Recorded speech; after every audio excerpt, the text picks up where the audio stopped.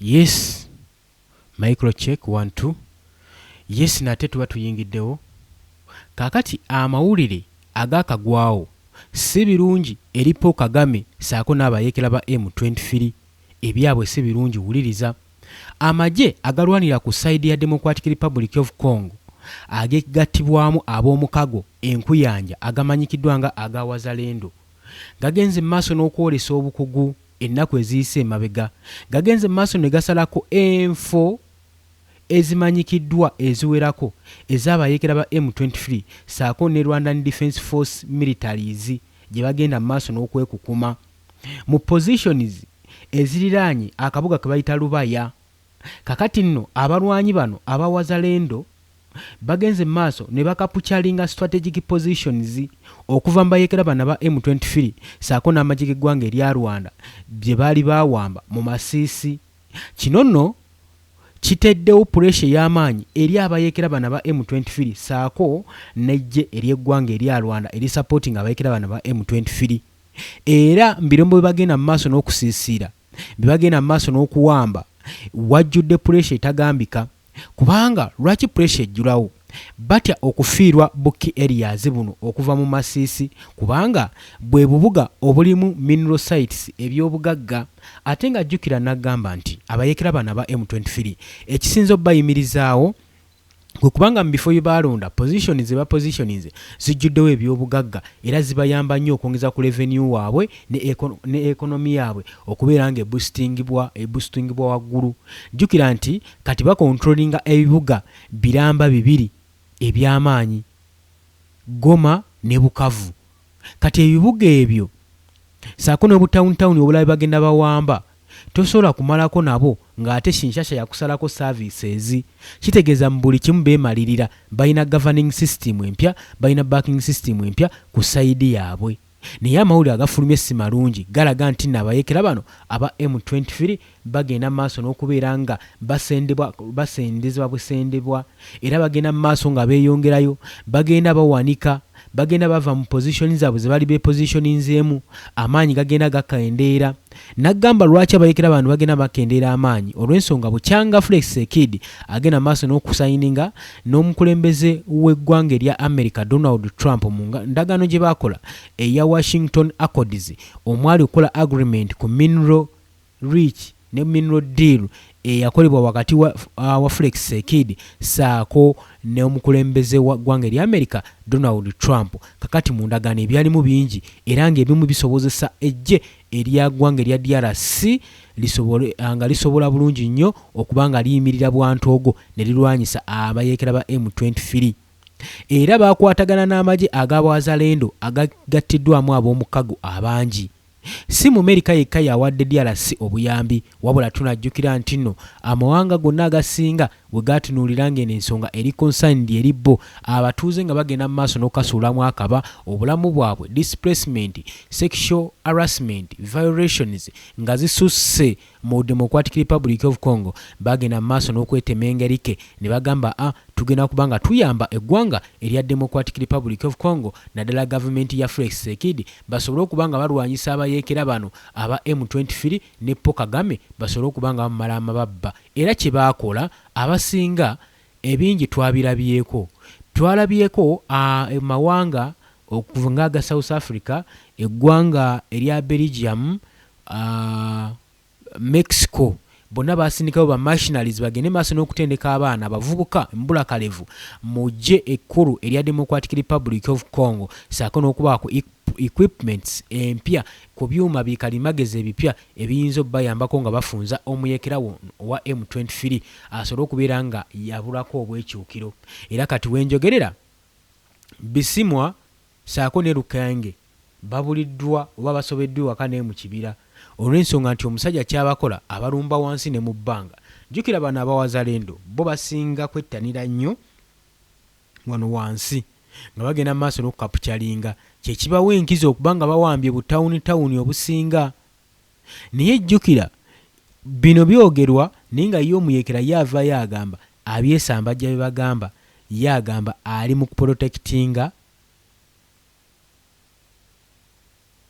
agamba ali mu protectinga accords ezaakolebwa mu Switzerland eza ceasefire era ye agamba ebikolwa bye bagenda maaso n'omutuusaako kabonero akalaga Indiflex Sekidi aviolatinga accords ezaakolebwa mu Switzerland. Oli ku Yugi Update TV mbakulisiza mu kuliko obukedde munansonyiwa okutuuka okubanga nnyumba buyombi mu kuliko obwakedde kansumenti ebintu byabatambulidde bulungi abagenda okupakasa abali ku kyeyo mu namba tumiddeko abali Saudi Arabia, Oman, Dubai, Qatar, Oman, UK, US, Canada, Asia, Egypt, munna bali South Africa namwe bali ku mulwane Kenya mbatumiddeko nnyo mwe bali kwekumira amayengo gana ga Yugi Update TV mukolera ddala ekintu ekyamaanyi ennyo ensonga zikyagenda maaso gwe mukwano gwange mpuliriza era nga tukyakutwala wuliriza tunuulira kimaze okubeera nga kino kaanya era nga kikonfamingiddwa nti tawuni ya Masisi eyo mu Northern Kivu abalwanyi ba Wazalendo bazemu okubeera nga beddiza era badi mu control y'ebitundu bino bakoze multiple strategies oba bakoze multiple strategic positions ez'enjawulo bazemu ne bakoze repositioning nga beddiza territories ezibadde ez'abayekera ba M23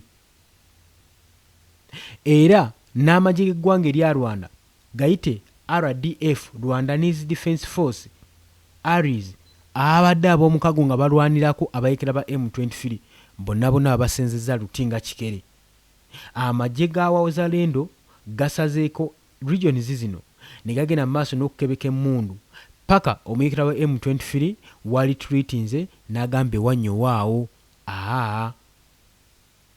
tebanzalira mu lutalo nga tugoberera fight baddewo ku weekend eya deal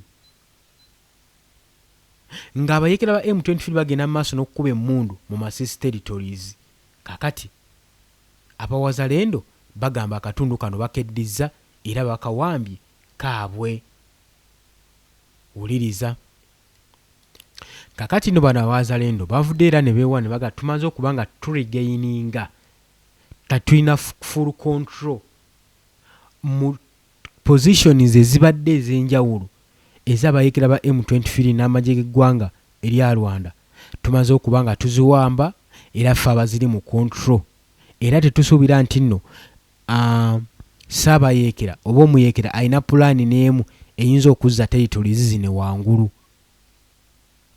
yo omwogezi agamba era bannansi temweraliikirira embeera egenda mu maaso n'okudda mu nteeko ffe twayingirawo Abawazalendo juke bagenda maaso n'okutendekebwa mu kibuga Kinshasa basobole okuba nga beŋŋanga omulabe waabwe balwanirira ensi yaabwe jukira nga wenkugambye nti bulijjo DRC gwanga ddene teriggwamu kye bayita violence naddala mu Islamic State obugenda maaso n'okwekwekayo obukola ebikola eby'ekitujju bagendayo era basiisiirayo nnyo wuliriza oli ku Yugi Update TV ko sinziro bango otuwuliriza gwe mukwano gwange ali eyo mpuliriza kakati kitegeeza nti Paul Kagame wano baba mukutte mu liiso Abawazalendo muwambako territories zino ez'ebyobugagga mu Masisi positions ezo zonna ezisinga ziri mu Masisi zirimu bya bugagga bya muyeekera ono owa M23 kati so ebabimutwalako tukkirize oba tugaane aba akwatiddwa mu liiso newankubadde abatagenda kunyega abatagenda kufaayo ajja kutwala nga ali less concerned naye ajja kuba akwatiddwa mu liiso era kiyinza okuviirako downfall yaabwe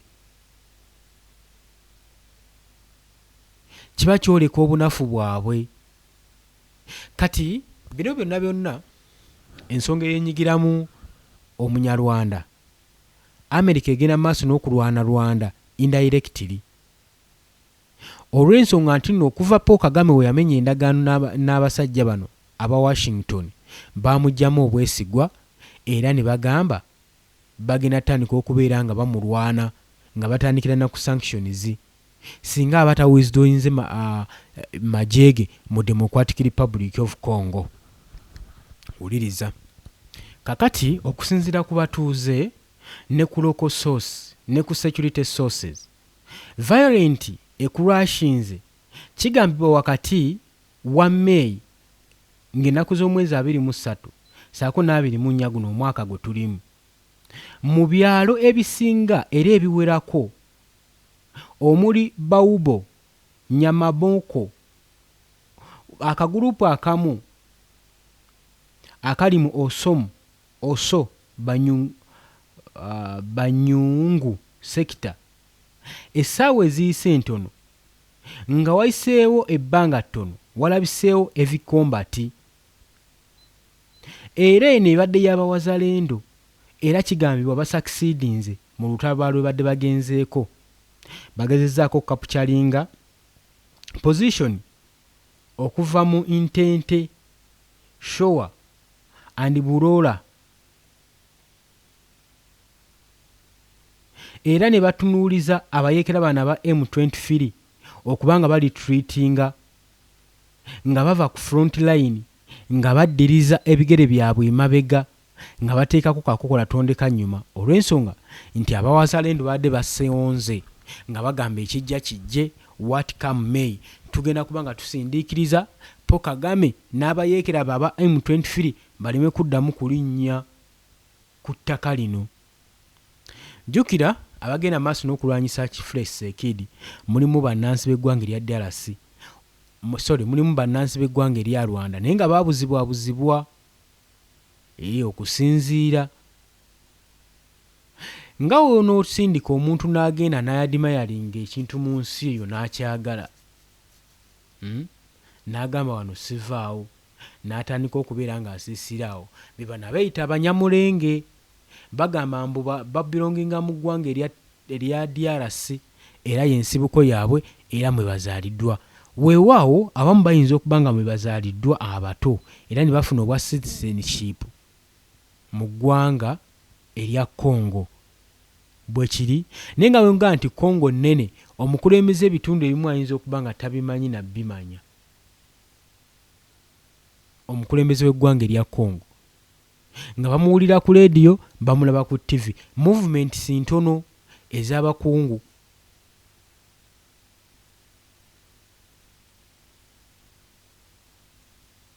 Wuliriza oli ku Yugi Update TV k'osinzidde obbanga otuwuliriza, tukyagenda mu maaso.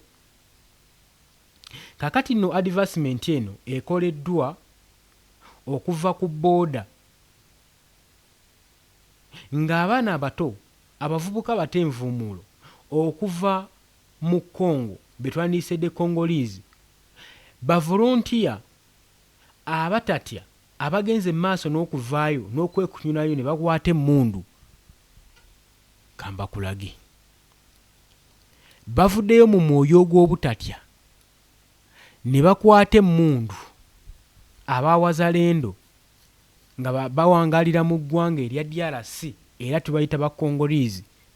Bavuddeyo ne bateeka pressure ku bayeekera ba M23 ne basobola okubeera nga bateekawo pressure mu positions zino.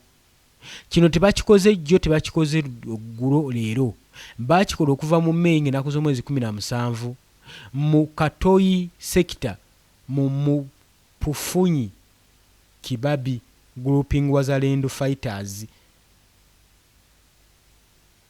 Nagambye bano ba alias ba mukago era owuliramu obugurupu teweewuunya. Balwakinze bagenze maaso ne bakola move etabangawo era ne bakola attack ey'amaanyi ennyo ku bayeekera ba M23 era ne kikulyetingawo concern eri Lubaya nga Ki Mine Town esavinga a major revenue source eri abayeekera bano okufuna ekonomi yaabwe.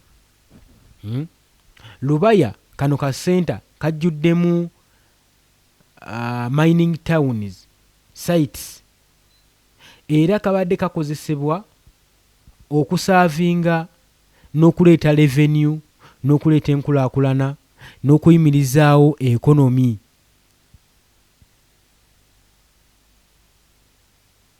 N'okuyimirizaawo ekonomi mu bayeekera bano aba M23. Kakati wenjogerera kusinziira ku kiwandiiko kye nsomye abawazalendo bandibanga ebintu babyonoonye.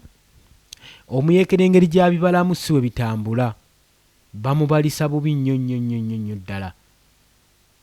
Amawulire gano information nno nkugambye yafuluma ennaku eziyise emabega, naye nga tusooka okwekennenya information yaffe tugibawa nga tumaze okuba nga tukola research, tumanye eddala ekituufu kye kiriwa.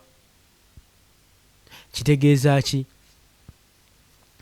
Kitegeeza nti gwe mukwano gwange abadde ayinamu enkenyera, genda mu maaso n'okusubscribinga ku channel eno, likinga, yes, commentinga, sharinga. Oli ku UG Updates TV tukyeyongerayo, era nga nkunnyonnyola nti ekisinze okukuuma abayeekera bano okubeera nga bakyali mu ntalo, z'entalo, wuliriza, z'entalo ze baalwana obwezingirire okusobola okukapitalinga areas zino eza mineral sites ne basobola okuzeddiza, kyabawa enkizo y'amaanyi n'okwekulaakulanya. Naye okusinziira ku strategic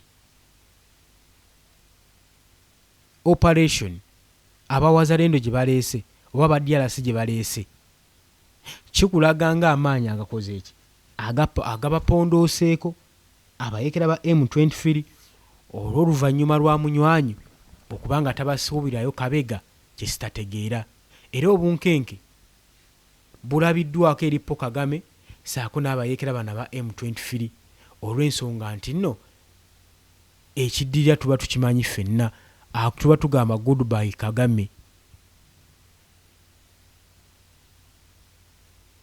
Wuliriza, oli ku UG Updates TV kosinzira obanga otuwuliriza. Luli gye buvuddeko ng'eggye lya ggwanga erya DRC lilacking experience, era y'ensonga lwaki olaba baafuna abana ab'omukago bwe bayita abawazalendo.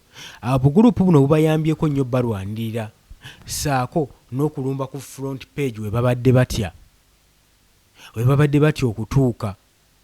Amagye gano gakoze kyamaanyi nnyo era galeze eryanyi.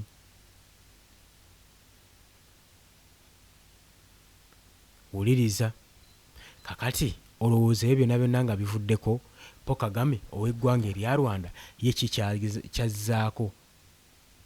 Walabiseewo paniki eri mu Lubayo ng'abatuuze bagenda mu maaso n'okubeera nga basenguka, nga badda mu bitundu ebiriraanyeewo, okugeza nga Walukale territories, Wazalendo forces, abagenda mu maaso n'okudayaloginga n'abayeekera ba M23 n'ebyalo bibiri bagenda mu maaso n'okuba nga babise Kiwalinga.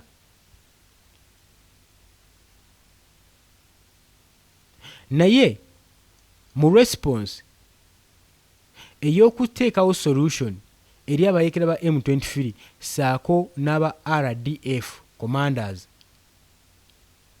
kigambibwa nti kino kyandibadde agently nga kiri organizingibwa ne troops zaabwe, era n'avaayo n'agamba ku lunaku olwa Mande ku makya ng'ennaku z'omwezi 25 May, trucks ezaali zikarinze abayeekera ba RDF abo bamagye ba ggwanga erya Rwanda.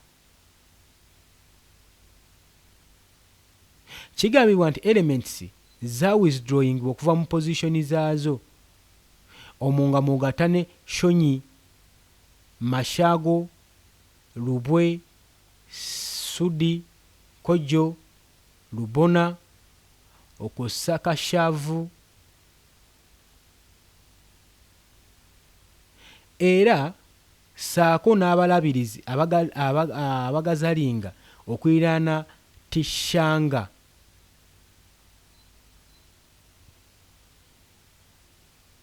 Olwo nga tebannaba kubanga bayingirira Lubaya okuteekawo battled fighters abadde bagenda mu maaso n'okusustaininga pressure okumala wiiki ng'emu mu Katoyi sector. Era kigambibwa nti Kabambi grouping be bamu ku bagenze mu maaso n'okuganyulwa mu kikolwa kino.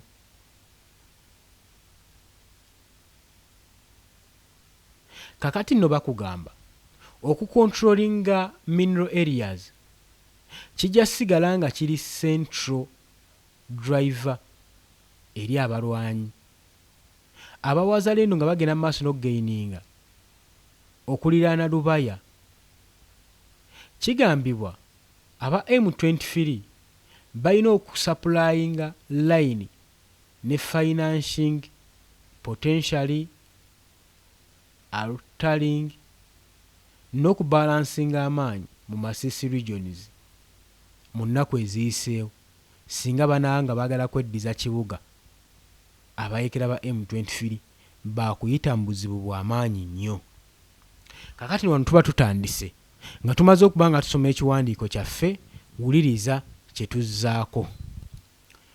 Jjukira nti nno nsiiba nkugamba nti abayeekera ba M23 batandika okubanga bawulikika era okwesowolayo okujja ku platform mu mwaka ogwa 2025 mu mwezi ogwa January we baasalako ekibuga Goma ng'omukwano gwange mpuliriza ne boolesa eryanyi eyitiridde ne bagenda maaso n'okuwamba ekibuga, okuwamba airports n'okuwamba obubuga obwali buliraanyeewo. Ne boolesa eryanyi era ne batiisa nnyo amagi g'eggwanga erya Democratic Republic of Congo kubanga babakwata off guard. Mu bikolwa bye baakola ebyali eby'obunkenke ebyali violent ennyo, omwali okutta, okutugumbula, okuwamba, okusiba, okurepinga, sexual harassment. Era kigambibwa nti population mu mwaka ogwo yakkirira nnyo kubanga abantu bangi abadisplacingibwa, abantu abamigratinga bangi abadduka okunoonya obuddamu ng'abayeekera bano bamaze okuba nga basalako ekibuga Goma. Emmundu yakaaba, emmundu yatokota. Wakati mu mmundu okutokota ennyo, gavana w'ekibuga Goma yattibwa eri yali agavaningibwa ku sayidi eya Kinshasa gavumenti. Era abayeekera ne balonda gavana waabwe omupya ne balangirira ng'obuyinza baali babweddizza, ne balangirira olutalo. Naye mu kujja mu lutalo luno enfunda nnyingi bagezezzaako okubabuuza bigendererwa byammwe biri ki. Abayeekera bano teboogera, tebaatula, bagamba kintu kimu: ffe tulwanirira justice, tulwanirira ddembe lyaffe, tulwanirira obusoboze obugenda mu maaso n'okukolebwa gavumenti ya Felix Tshisekedi era tukivumirira. Era ne bagamba nti nno tugenda mu maaso n'okuba nga tuvumirira enguzi egenda mu maaso n'okuliibwa mu gavumenti ya Felix Tshisekedi saako ne famire ye. Era nga bagamba naffe kennyini tuli mu kwerwanirirako, twagala tutwalibwe nga bannansi, tulicognizingibwe nga bannansi b'eggwanga erya Democratic Republic of Congo ng'abanyamulenge. Wuliriza, tunuulira. Kakati wano we twagala okwebuuza Paul Kagame abiyingiriramu wa.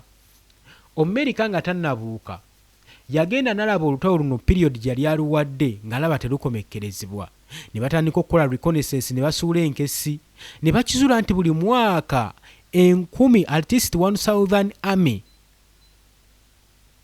yes 1000 ge gayingira okuva mu ggwanga erya Rwanda nga bayingira Democratic Republic of Congo.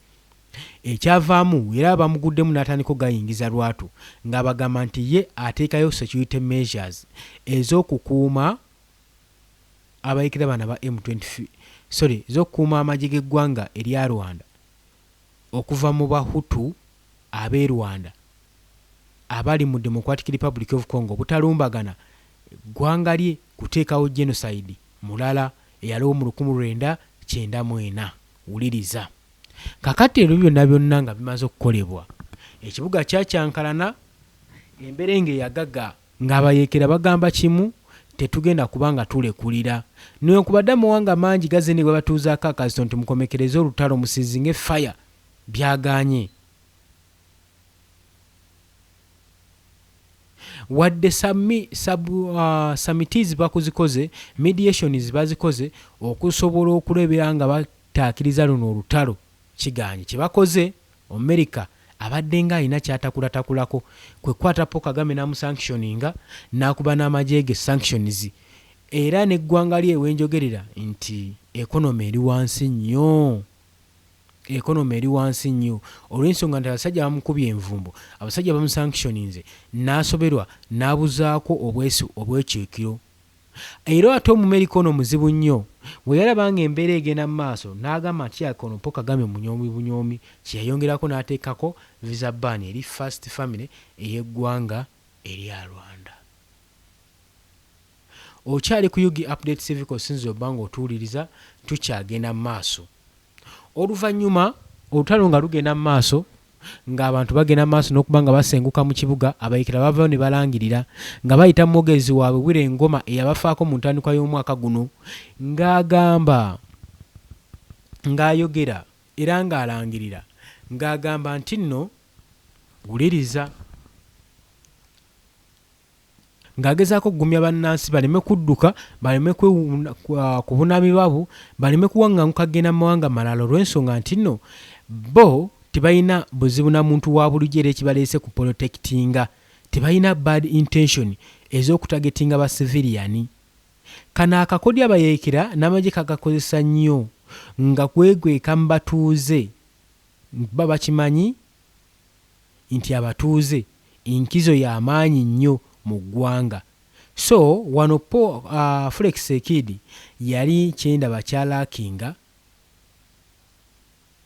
wuliriza bwe buvumu okulumba bano abayeekera nga basazeewo okubanga beekweka mu bantu ate nga n'abantu nabo basazeewo ba support olutalo luba luzibu.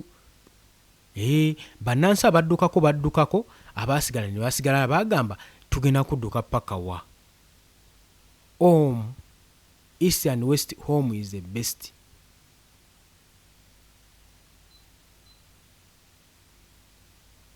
Era bwenjogerera newankubadde babayeekera baabikola tekyamalamu Felix Sekidi maanyi ne kaakati agenda mu maaso n'okusindika ebizuka agenda mu maaso n'okupositioninga amagye ag'omukago abawazalendo abaaki bagende mu maaso n'okuba nga bakola ki nga balwana bwezingirire okuba nti key areas zino bwezitwaliddwa kijja kuba kiwa DRC enkizo okapchalinga areas nyingi.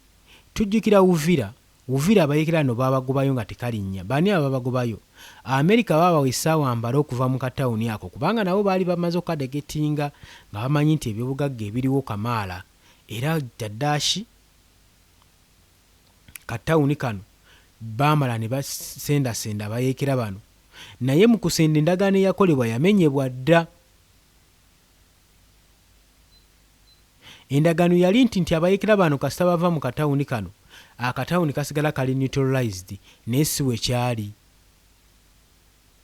Kitegeeza ki abayeekera bali basobola okuba nga basonga omusajja Omumerika ku agreement gye badde bakoze na kwegamba n'atyoboola n'ateekawo violence eri agreement yatyoboola endagaano. Uliriza era abayeekera bano bagamba nti bagenda kubeera nga bali bakola reoppositioning nga bava mu nfe emu okudda mu nfe endala olw'ensonga nti baali babagambye bayabuke mu katawuni ako. Oli ku Yugi Update Civic Osinziro Bango otuwuliriza kakati bwenjogerera Paul Kagame ebintu ebitandise omubijjira atandise okubanga oluno alusonga mu munywanyi Yoweri Kaguta Museveni agamba nti temugenda kubeera nga munnenya bw'omu ate ng'emisango sigirimu bw'omu bw'atyo n'asalawo ensonga agyongezeeyo agiteekemu abalala ndowooza y'ensonga ate terabikako ku mukolo ogw'okwerayiza tiyaliwo omusajja mukulu ono tujjukira bulungi nnyo. Abula oli ku Yugi Update CV nyongera okujjukisa ku Okusinziro Bango otuwuliriza olw'obudde munzikirize bannange olwaleero tukome wano. Mbaagala nnyo.